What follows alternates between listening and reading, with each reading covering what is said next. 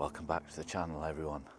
So today I'm out in Lancashire, basically nowhere and everywhere, just out in some fields. So I was here, it is about 8:30 actually, the sun's just risen, and I got here about just after 7 and got out of the car and took out my Nocpix H35R thermal binoculars and just sat in the bonnet, and it was just incredible. I managed to watch I think it was a barn owl quartering, definitely a bird of prey in this field here, and then we had some kestrels hovering around as well. Now, with using these thermal binoculars, it's really given me a big advantage for bird watching, especially early in the morning, because I can come out in the dark and pinpoint where the birds are in the trees and the fields, see what's around before sunrise, and then position myself in the right location. So at the moment I do have an owl sat in a tree over here, 100% an owl.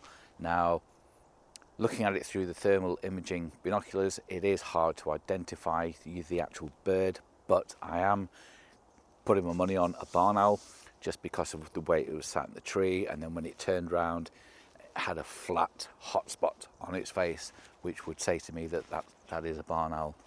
Now, I do know that there are long-eared owls and tawny owls in this area as well. Long-tailed tits, a flock of long-tailed tits flying towards me out the reeds. Well, that must have been about 10. So yeah, great advantage using the thermal binoculars. Yeah, perfect for bird watching, especially in the morning, late in the evening. You get to see what other people don't, and it gives you that little bit of an edge as well.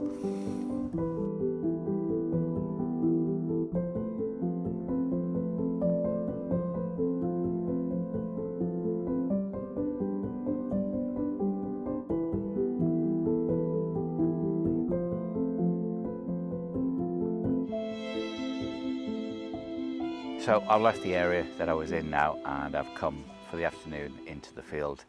Fantastic morning using the Nocpix H35R thermal binoculars, being able to pick up the owls and the other birds early morning, and then being able to locate them and photograph them.